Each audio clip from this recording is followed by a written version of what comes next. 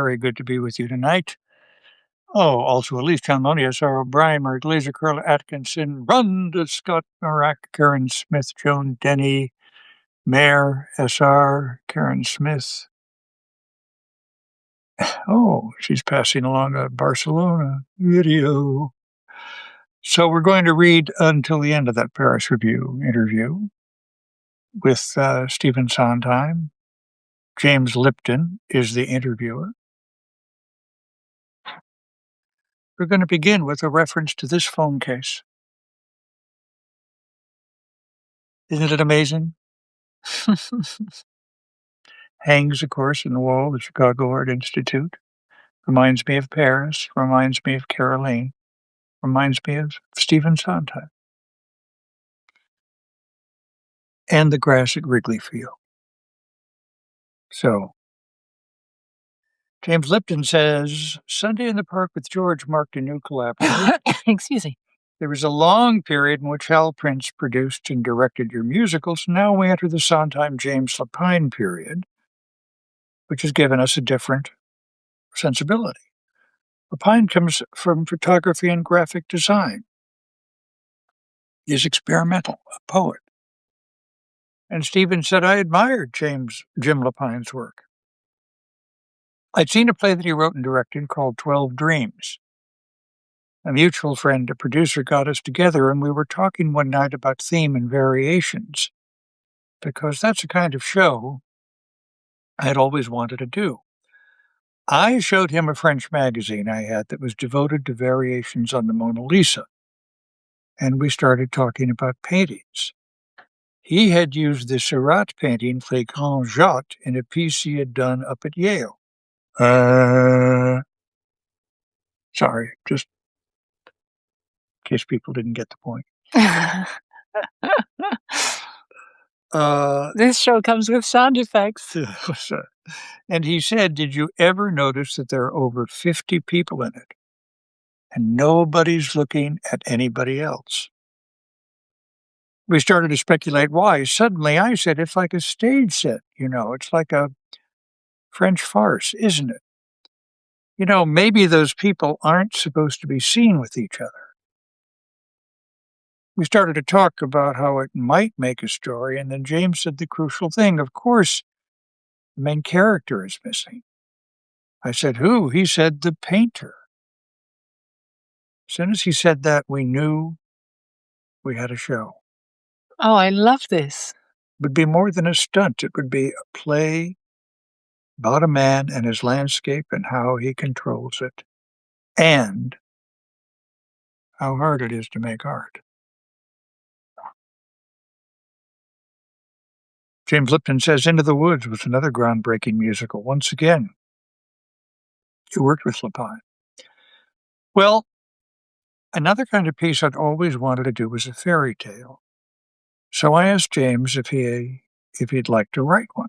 He said, trouble with fairy tales is that they're really only 5 minutes long. There's one incident, maybe two, and that's all there should be, which is exactly the trouble with all the attempts to expand fairy tales and make them into plays and musicals. So the notion arose of mashing a number of fairy tales together. James held them together by inventing his own, the story of the baker and his wife. Some of the fairy tales got dropped on the road. We had 3 little pigs in there. Oh, I would have loved to have seen that. Yes. Rumpelstiltskin. We had everybody. Everybody was in the woods, but eventually we had to cut it down. James Lipton says there seems to be a philosophical war in that musical between the theories of Bruno Bettelheim and Carl Jung. Stephen says it's interesting you say that. Everybody assumes we were influenced by Bruno Bettelheim. But if there's any outside influence, it's Jung. James is interested in Jung. 12 Dreams is based on a case Jung wrote about. In fact, we spoke to a Jungian analyst about fairy tales. The moral of your fairy tales seems to be beware of wishes. They may come true. Stephen says it's about moral responsibility. The responsibility you have in getting your wish not to cheat and step on other people's toes, but because it rebounds. The second act is about the consequence of not only the wishes themselves, but of the methods by which characters achieve their wishes, Which is too. wishes,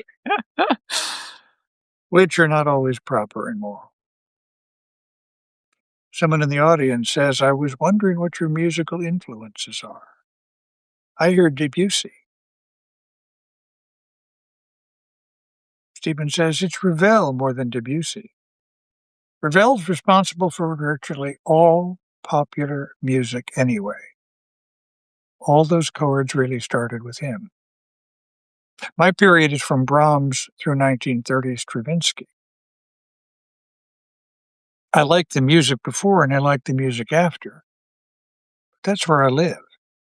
Britten, Benjamin Britten, shows up in a lot of stuff that I write too.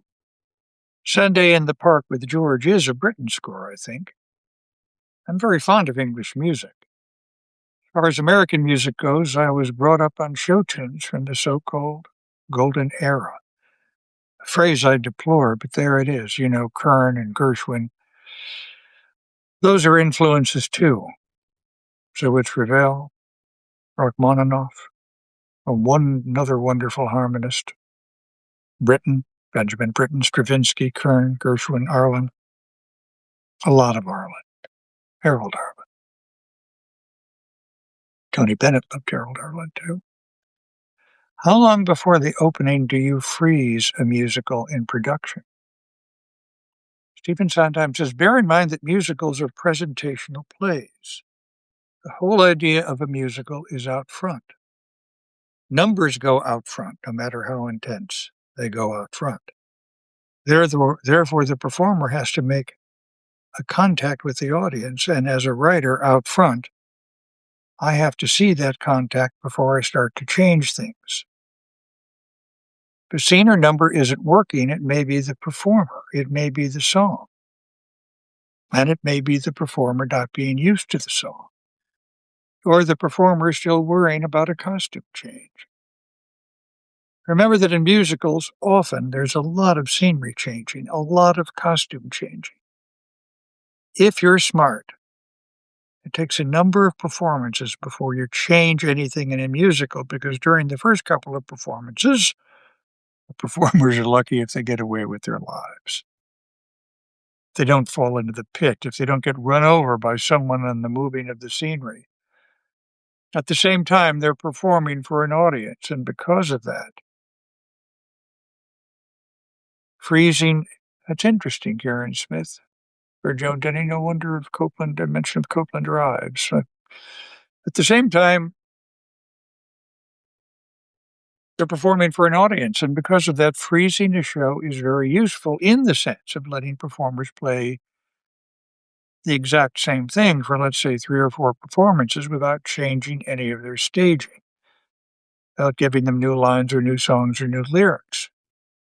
Minimal changes so that they can solidify what they're doing. Then you can look at a play and say, okay, that scene's too long.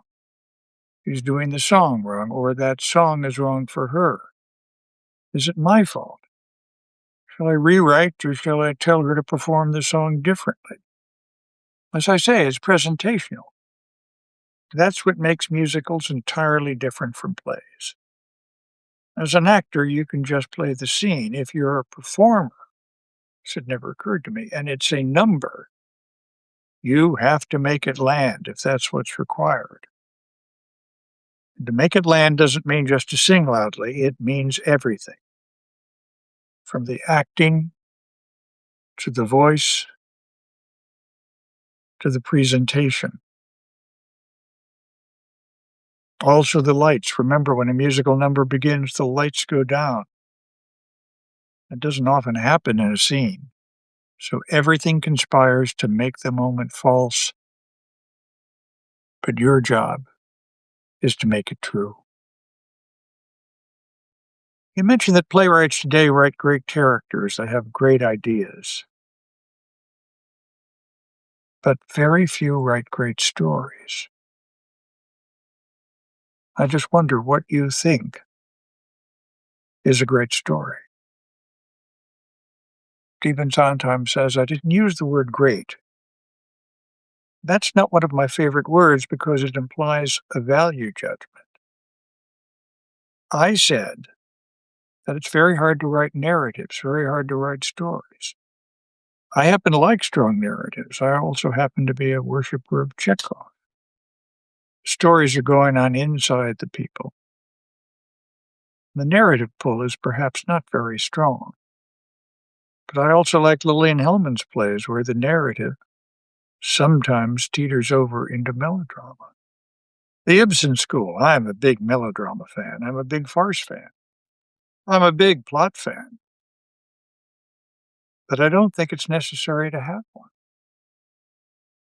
I mean, A Streetcar Named Desire doesn't have much of a plot, but it sure has a strong story.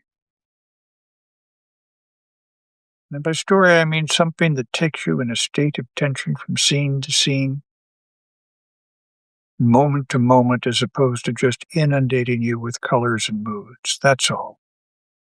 Something that keeps your attention going for 2 hours and doesn't let you off the hook. And that could be a comedy. That could be Chekhov. It could be a murder mystery, but it must have something to keep you going. Anyway, inventive narrative is very hard to do, so it isn't about great or even good. It's about whether you can do it at all. Inventive narrative. That's a very... Yeah, I like that term. I'll bet if you made a list of, say, 20 plays over the last 5 years, there might be 2 that had a real plot. You might have enjoyed some of the others, but I'll bet it was the acting. I'll bet it was a scene, a character. Wasn't that moment wonderful when? Question mark. Not just a substantial 2-hour experience. It's moments. There's a comment from Smash the Hype. I recently bought both the weighty books. I made the hat and finishing the hat, the box set with 2 different titled books. You love that, right? You have it. Yeah, we have it. Maybe we'll read from it too. Yeah. I think that's a great idea. Why don't we do that? Yeah. A restoration comedy musical. Not Stallone's first rodeo. I missed all that.